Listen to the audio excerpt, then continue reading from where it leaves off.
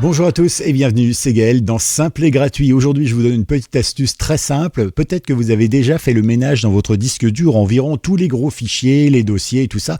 Et puis vous regardez, votre disque dur, il est encore plein. Alors, mazette, diantre, où sont donc tous ces fichiers, tous ces malotrus là qui viennent envahir mon espace de stockage? Je vais vous donner une petite astuce pour les retrouver très simplement grâce à ce logiciel. En fait, il va scanner votre disque dur et après, vous allez tout simplement pouvoir retrouver instantanément l'endroit où se retrouvent tous ces fichiers. Vous allez pouvoir donc les supprimer, faire de la place et peut-être évidemment virer tous les fichiers parasites. Alors si ça vous tente, comme d'habitude, pensez à liker cette vidéo, pensez à vous abonner et surtout pensez à aller dans la description pour aller récupérer ce logiciel. On va aller le chercher tout simplement, nous aussi, voilà, il s'agit de Space Sniffer. Voilà, alors ils ont mis une espèce de chien avec un petit chapeau de Sherlock Holmes, c'est mignon comme tout, et vous voyez, c'est un logiciel qui existe quand même depuis Windows 2000, donc il en a fait des Windows, et il est sur les dernières versions de Windows également, ça marche très bien sur Windows 11, Windows 10, etc. Donc, pas d'inquiétude. Mais si vous avez une version un peu plus ancienne, il n'y a pas de souci,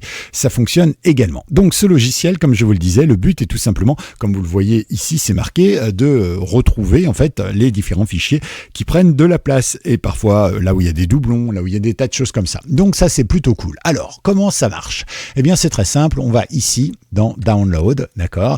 Vous allez là et vous avez deux liens. D'abord, celui-ci en vert et puis celui-ci en jaune. Alors, nous, on va prendre en vert parce que on va prendre le miroir. Ça ne change absolument rien et on tombe ici, d'accord? Ici, moi, maintenant, je vais pouvoir cliquer sur Download ici. Je clique et ici, il m'affiche un petit montant, d'accord? Hop, voilà, avec un petit compte à rebours et mon fichier qui se lance automatiquement prêt à télécharger. C'est super simple, donc nous, on va cliquer sur enregistrer et on va le télécharger, ça prend 2 secondes. Alors l'avantage de ce logiciel, c'est qu'il ne s'installe pas, d'accord? Vous pouvez l'avoir sur une clé USB si vous le souhaitez, vous pouvez l'avoir où vous voulez en fait, ou stocker sur votre disque dur et vous choisissez soit de le lancer et de le mettre au démarrage de l'ordinateur, vous pouvez le faire, ici vous avez les tips and tricks, d'accord? Et par exemple, vous pouvez l'ajouter à la base de registre de Windows pour que, il se lance au démarrage, etc. Il fonctionne voilà, de manière comme s'il était intégré à votre ordinateur, ou bien vous le gardez en version portable. On n'en a pas besoin tous les jours, c'est peut-être pas la peine qu'il se lance avec votre disque dur. D'accord? Ici, vous avez plein de petits tricks, plein de petites astuces. Alors évidemment, vous pouvez traduire en français. Ici, par exemple, vous faites traduction, il va traduire. Ok? Donc on va le laisser faire. Et pendant ce temps-là, nous, on va aller dans mes téléchargements et on va voir à quoi ressemble ce logiciel. Il s'appelle donc Space Sniffer et on a deux possibilités. Soit évidemment, on fait ici un petit clic droit et ici, on va pouvoir faire extraire tout. Ça va nous ouvrir un petit dossier dans lequel il va y avoir tous les fichiers, ou bien vous n'avez même pas besoin de faire ça si vous le souhaitez, vous double-cliquez dessus pour l'ouvrir, d'accord? Hop, ici. Attendez, hop, j'ai toujours des problèmes avec ce Windows là, je le trouve pas très ergonomique Windows 11. Et donc ici, voilà, je peux directement, il n'y a qu'un seul fichier exe, je peux cliquer dessus et donc si je double-clique dessus, il s'ouvre tout simplement. Voilà, alors mon ordinateur a choisi de ramer à ce moment-là comme d'habitude, c'est la fameuse démo habituelle. En tout cas, donc ici je peux fermer, il n'y a pas de souci, je me retrouve avec une toute petite fenêtre ici que vous voyez sur l'interface et ici une grande fenêtre. Alors pour l'instant dans la grande fenêtre, il ne se passe rien parce qu'il faut qu'on sélectionne ici ce qu'on veut chercher. Par exemple, si je veux chercher tout ce qu'il y a dans mon disque C ou bien dans mon disque D ou bien sur mon USB Center, mon Google Drive, etc. D'accord? Donc il va me donner un petit peu les poids de tout ça. Si je veux plusieurs dossiers, par exemple, je clique sur le premier, admettons C, je clique sur CTRL, je reste appuyé sur CTRL, je vous mets le dessin là, et je clique par exemple sur D et sur G. Et donc, du coup, il va sélectionner et scanner les trois. Plus vous en mettez à scanner, plus vos disques durs sont gros, plus évidemment ça va prendre un petit peu de temps. C'est tout à fait logique. Pour la démo, on va faire le C. Chez moi, c'est celui qui est le moins rempli. C'est normal. Et on va y aller. Vous pouvez aussi mettre ici un dossier, par exemple. Et donc, ça va vous permettre de scanner, comme il le dit d'ailleurs, différents dossiers. Vous pouvez même mettre des virgules pour passer d'un dossier à l'autre. Voilà. Donc là, j'ai lancé. Vous voyez que ici, donc, j'ai une petite console qui s'affiche en me disant, voilà, je suis en train de scanner tel dossier, etc. Ici, vous avez donc des carrés. Vous le voyez, plus le carré. Attendez, hop, je vais me mettre en écran plus visible. Voilà. Plus le carré est gros, plus il y a de fichiers à l'intérieur. C'est pour ça d'ailleurs que AppData, qui est bien plein chez moi, eh bien il est beaucoup plus gros que mon Drive Store qui fait 1,1 giga, alors que celui-ci fait 15 gigas. Là j'ai 6,3 et vous voyez que eh bien ça se joue comme ça. Et là il est en train de scanner et on voit exactement ce qui se passe. Donc ça c'est plutôt cool.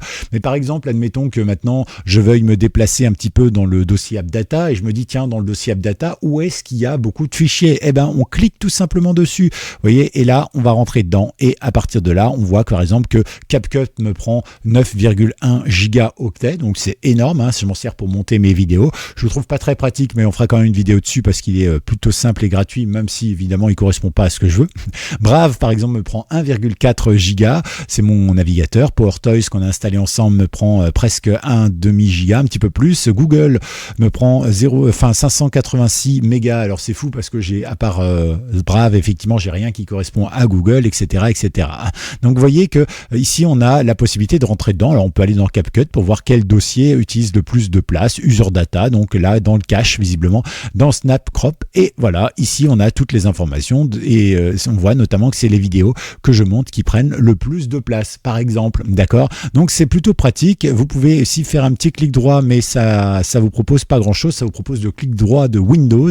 Et là, évidemment, je vous conseille pas de faire supprimer parce que vous ne voyez pas la liste réelle des fichiers et donc vous ne savez pas trop ce qui va supprimer ou pas. D'accord? Je vous conseille après d'aller directement dans votre navigateur ou dans votre explorateur Windows pour aller chercher les informations. Donc là, il a fini. Il n'y a pas de souci, ça marche bien. On peut ici évidemment refaire un petit scan. Il y a différentes choses. On peut voir plus de détails, moins de détails. On peut aussi le faire exécuter en mode fantôme si vous le souhaitez. Je ne sais pas trop à quoi ça sert. Personnellement, moi, je m'en sers pas. Je m'en sers, c'est vrai, uniquement de ça. Je fais un scan de temps en temps, puis je regarde les gros carrés. Je me dis, par exemple, AppData, là, il va être temps que je fasse un petit peu de ménage à l'intérieur. Voilà. Et pour tous ceux qui ne savent pas où est AppData, eh bien, il faut simplement se rendre dans notre explorateur Windows. On va dans C. Je crois que chez moi, c'est dans C aussi. Dans utilisateur ici, vous allez dans votre utilisateur. Moi, c'est Desktop, d'accord, mais vous, c'est peut-être Jean-Michel ou Jean-Pierre. Et ici, eh bien, vous l'avez ici, d'accord. AppData, il est en fichier caché. Alors, si jamais vous n'avez pas les fichiers cachés, eh bien, il suffit simplement de les activer. Hop, hop, hop, hop, hop. Alors, c'est donc dans afficher, je crois, ici, et vous avez affiché tout en bas, donc afficher ici, affiché tout en bas, et ici, vous avez la possibilité de cocher les éléments masqués et vous verrez donc AppData. Et à l'intérieur d'AppData, vous avez évidemment local low ou bien roaming. Et en général, toutes les configurations de vos différentes applications se trouvent ici et parfois, ils stockent aussi des données, ce qui n'est pas tout à fait normal parce que c'est pas un endroit où on est censé avoir accès et donc on peut dégager pas mal de choses. Par exemple, si je vais dans CapCut, vous voyez, j'ai ici des vidéos et ici le dossier est vide, parfait. J'ai je sais pas, qu'est-ce que j'ai ici? User Data, donc vous voyez, on a accès au programme.